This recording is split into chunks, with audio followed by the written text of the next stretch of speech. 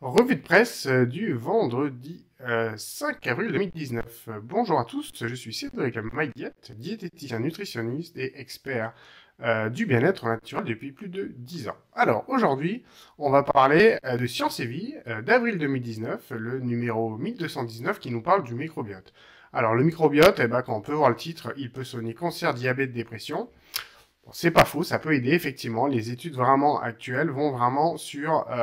On s'aperçoit que chaque maladie a une empreinte, si on peut dire, microbiote. On va dire dans mon cadre personnel, comme je suis diététicien, j'ai fait quand même de la perte de poids et je me suis un peu plus renseigné là-dessus. Et il est vrai que des personnes en surpoids ou obèses, en fait, ont un microbiote qui est déréglé, avec notamment des souches qui ne devraient pas, qui sont en trop grosse quantité, et ainsi, qui envoient de mauvais messagers au niveau du cerveau, au niveau de la prise alimentaire, au niveau de la régulation du métabolisme. Il faut savoir que le microbiote, bien que ce soit des bactéries qui soient à l'intérieur de l'intestin, elles ont la capacité d'agir, on va dire, dans notre corps en stimulant et en faisant fabriquer des messagers dans notre corps. Donc le microbiote d'un point de vue intestinal, c'est clair que c'est très très très très important. Maintenant, c'est indéniable, vous l'avez, je pense, entendu, on indique que l'intestin est le second cerveau, tout simplement parce qu'il a la capacité de fabriquer les mêmes molécules de bien-être que le cerveau. Cependant, ce qui se passe, c'est que les molécules du cerveau, quand ils fabriquent donc ces éléments de bien-être, la barrière ménagée, donc les ménages, font que ces molécules ne peuvent pas passer alors qu'elles se retrouvent dans le sang général. Donc ça veut bien dire qu'il y a un organe qui fabrique ces hormones de bien-être, si on peut dire, et donc c'est l'intestin. Voilà pourquoi on dit que c'est le second cerveau. Alors moi, ce que je voulais vous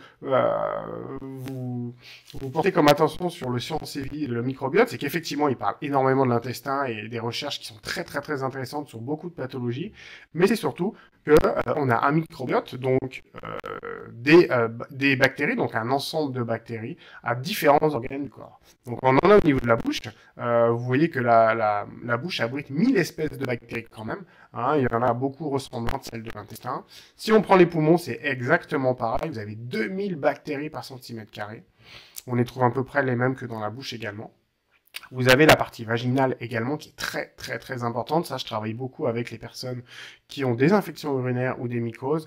On régule la flore vaginale et ça fonctionne très très bien, donc soit par prise orale ou directement en local.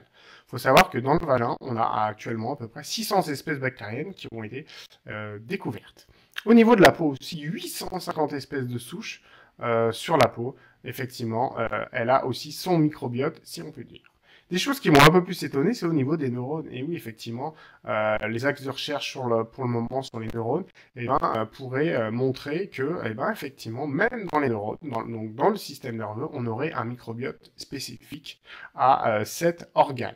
Et quelque chose que j'ai trouvé très très important, encore plus pourquoi je vous parle de ce dossier-là, c'est dans le sang. Et effectivement, évidemment, vous avez des bactéries, mais il se trouverait qu'on aurait, entre guillemets, un microbiote de virus, c'est-à-dire des virus qui sont également, quand ils sont en quantité contrôlés par notre système immunitaire, seraient bénéfiques à notre bien-être. Au même titre que les bactéries, on est malade quand il y a un déséquilibre entre les mauvaises et les bonnes. Bon, la plupart du temps, c'est évidemment les mauvaises qui sont en trop grand nombre, mais dans le sang, et même peut-être dans d'autres organes, on aurait ce même système, mais avec le virus. Donc, comme je le dis, peut-être microbiote de virus, je pense que l'appellation est fausse, mais là, on indique qu'on aurait à peu près, dans le sang, à peu près 2 virus pour 100 000 cellules sanguines, et ce serait des virus de type annélovirus, herpès virus et papillomavirus. Voilà. Donc, c'est vraiment ce que je voulais vous dire cette semaine dans la revue de presse, dans le Science et Vie microbiote, qui était encore un reportage très très bien fait avec vraiment les derniers axes de recherche très très importants. Et donc voilà, je voulais vous en faire part. J'espère que vous avez appris quelque chose. Et je vous dis à la semaine prochaine, en fait, pour la revue de presse du vendredi. Bon week-end, au revoir!